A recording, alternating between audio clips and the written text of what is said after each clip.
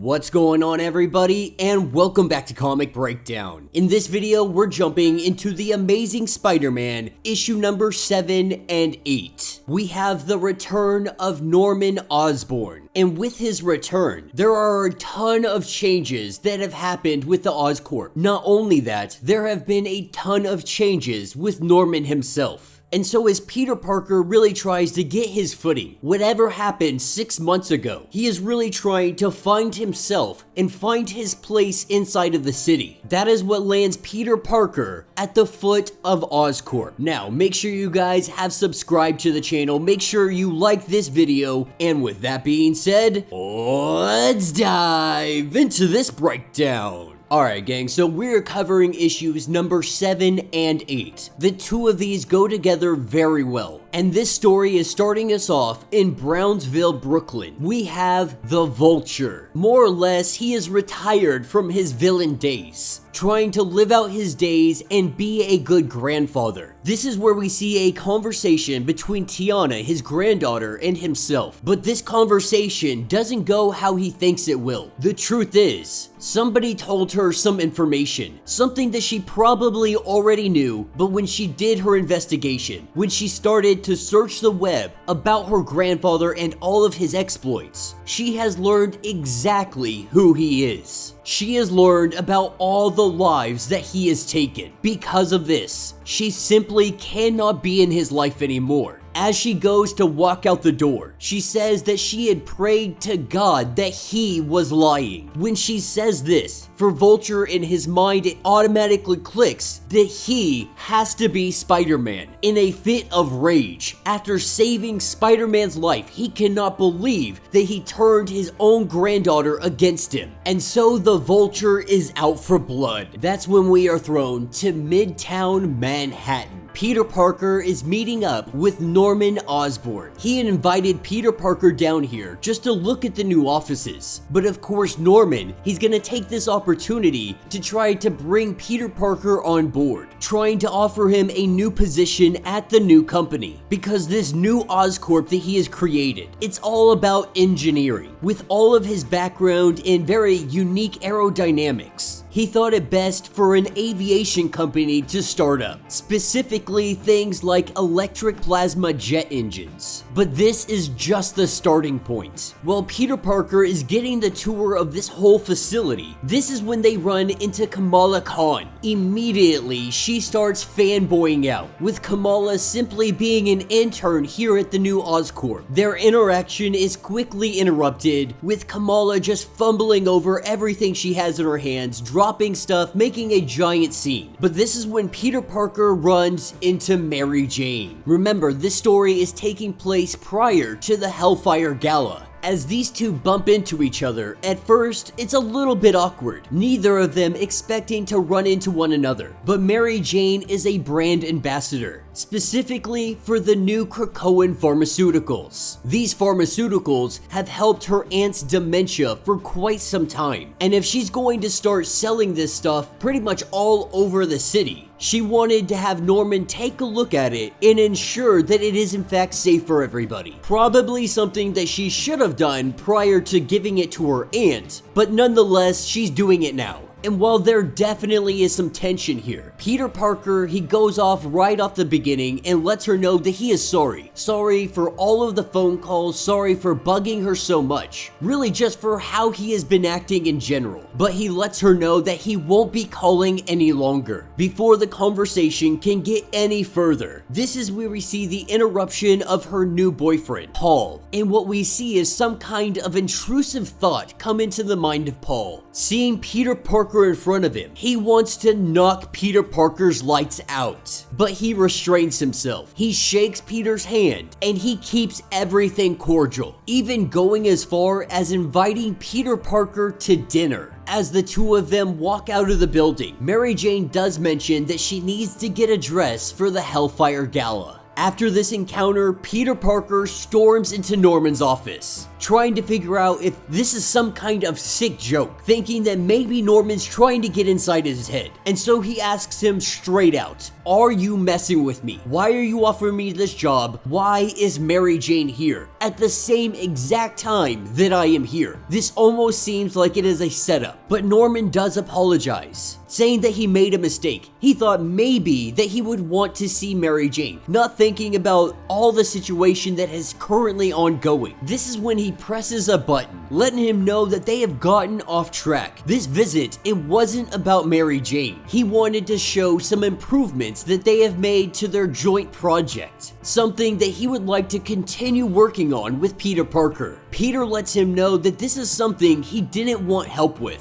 that he came to Norman in a state of desperation, that at the time he had needed his help, but now he believes that he doesn't need that help any longer. Now, when Norman had pressed that button, it opened up a cabinet in his office. What this exposed was the Oscorp Spider-Man suit. It's essentially Green Goblin mixed with the Spider-Man. This is what takes us to elsewhere. We have Vulture, who is perched on top of a building, and he is waiting for the spider, waiting to see him going across the city. When he finally gets eyes on him, he takes this opportunity to go after him. But Spider-Man, making his way through the city, he's not even really paying attention to his surroundings. Too focused on Norman, too focused on how much he has actually changed. This is hard for Spider-Man to accept. You know, Sin Eater more or less took away all the sin that was Norman Osborn, left him with all his memories, but this made him not a bad guy anymore. And no one really understands what this means, how it was possible, or how Sin Eater's abilities were able to make Norman Osborn just a good guy again. This is when his Spidey sense, it goes off. But it goes off just a moment too late. Vulture already coming in at full speed. He tackles Spider-Man, he breaks his web shooters, he knocks him out, and Spider-Man goes falling to the ground. And that's what takes us to issue number 8. Picking up exactly where issue number 7 had left off. We have Peter Parker falling from the sky. In a semi-conscious state, he sees how high he is, unable to stop himself, unable to use webbing or anything of that nature. This is when he remembers that he has web cartridges in his back pocket. They are fully pressurized, which means that if he is able to break them open, he could create a web-like cocoon around his body and soften the blow. This is exactly what he does. And though he takes one heck of a beating falling through all of these trees, it saves him just in the nick of time. Unfortunately, Vulture is right behind him, grabbing hold of him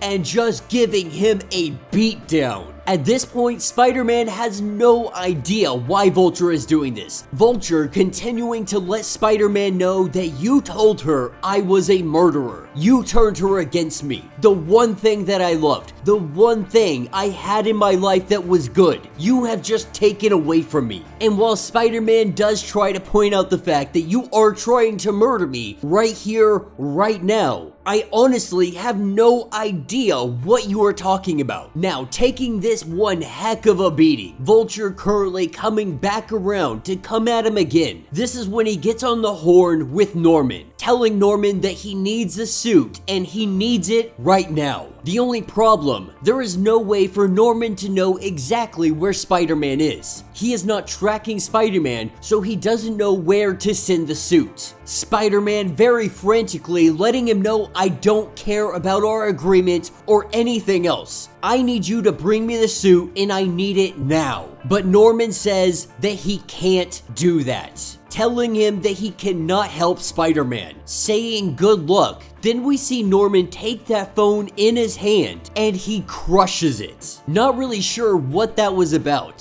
Spider-Man is on his own. No web shooters, trying to make his way across the city, trying to get to Oscorp to get that suit. With Vulture grabbing hold of Spider-Man and bringing him up into the air, Spider-Man takes the opportunity to jump onto his back and starts kind of trying to direct him, trying to steer him in the direction that Spider-Man would like to go. Landing on top of one of these buildings, Spider-Man makes his way inside, Vulture letting him know that he can't run forever, that eventually he is going to catch up with him and he is going to bring the end of Spider-Man. This is when we see the glass break, and from the building, we have Spider-Man in his Oscorp suit riding the Spider-Man glider, throwing a grenade at him that essentially has spider mites. Kind of like nanotechnology. They immediately go for his eyes. They're not trying to take his eyes out, they are just blocking Vulture's vision. Jumping off his glider, he grabs hold of Vulture, and we see that glider. It targets Spider-Man, and it propels itself directly towards him. In doing so, it latches onto Spider-Man's back, and it is now turned into a jetpack, steering him directly into a wall. Vulture crashes, and it knocks him out. A little bit later, Spider-Man has him completely webbed up, and now he's trying to figure out what the heck is going on. And so the Vulture letting Spider-Man know that you turned my granddaughter against me. You told her that I was a murderer. Instead of taking a look in the mirror, seeing who he is for who he is, he instead wanted to go out and get revenge. He thought the best way to deal with this was to kill Spider-Man. And so leaving him here, completely webbed up, saying that you're just gonna have to settle with the fact that you almost killed me. Hopefully, the Vulture can just take this as a win. Because the truth is, Peter Parker isn't trying to lock him away. Hopping onto his glider, this is when he heads over to Norman Osborn. And he is trying to figure out why Norman would not take the suit to him. Because the truth is, Norman would have loved to bring the suit to him. In fact, he wanted to throw on the suit, hop on the glider, and save Peter Parker himself. Maybe in a way of atoning for the sins of his past. But the reason he didn't is because of who he is. He fears that if he gets on that glider again, he may never get off of it. While the Sin Eater may have taken his sins away, he doesn't even know exactly what this means. But he chooses to believe that this means he has a second chance. And he is not gonna risk this for anybody, not even Spider-Man.